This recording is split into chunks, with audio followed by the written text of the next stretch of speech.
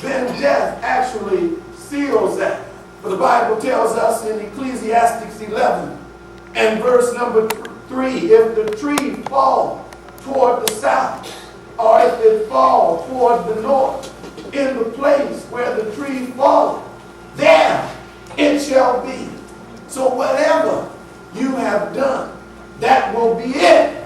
You don't have a chance to run to the bank. You don't have the chance to tell Mother Dear this or that, or little brother, or Snoopy, or whoever it may be, if you have not already done it and sealed it.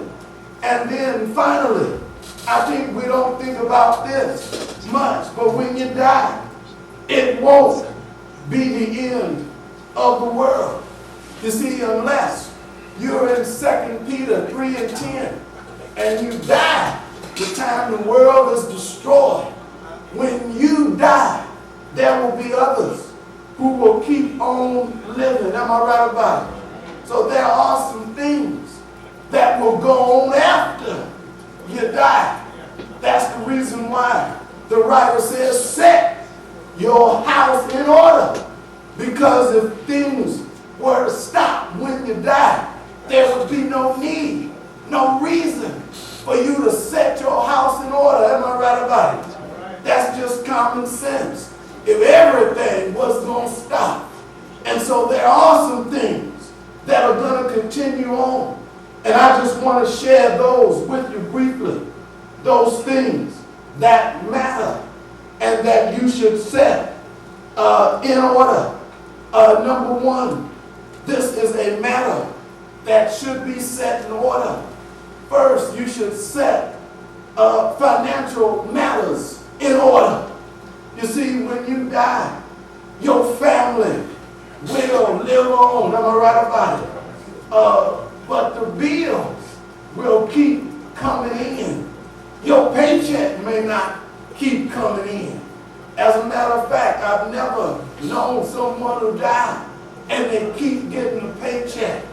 You may have Social Security and some death benefits, but that's different than your paycheck. Am I right about it? You see, you need to eliminate arguments and confusion in the family. That's what Isaiah was telling Hezekiah. Because if you are the king and you have a throne and you have children and you have a kingdom, then you need to set things in order because you won't be here very long. And so you need to speak now and seal it while you can. Just last week, I attended a funeral that I know that Sister wouldn't appreciate. She was faithful here for a number of years, and there was no mention in her funeral program that she ever accepted Christ. You see, she didn't set that in order because God took us suddenly. And we need to realize that we don't know if God is going to take us suddenly. We all ride on these highways. Many of us get up in the air, and some of us are just standing around going to the hospital, getting tests all the time. And the doctor's shaking his head, saying you need to eat better. You need to lay off the fat. You need to quit eating sugar. You need to not eat so much salt. You need to drink more water. And it goes on and on. You see, if you provide not for your family, the Bible tells us that you are worse than an infidel. Am I right about it? You may die, but your family is going to keep living on. The children and grandchildren and great-grandchildren. So whatever that you want to do for them, seal that right now. Financial matters do make a difference. And then family matters make a difference. You need to set those in order. You see, when you die, your family, your friends will live on.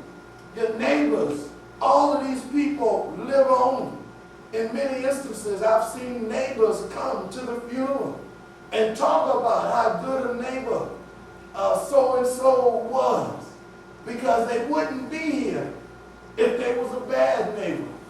Am I right about it? They don't want to come and say something negative. They just say it, but they don't come. Am I right about it? So you need to set your house in order.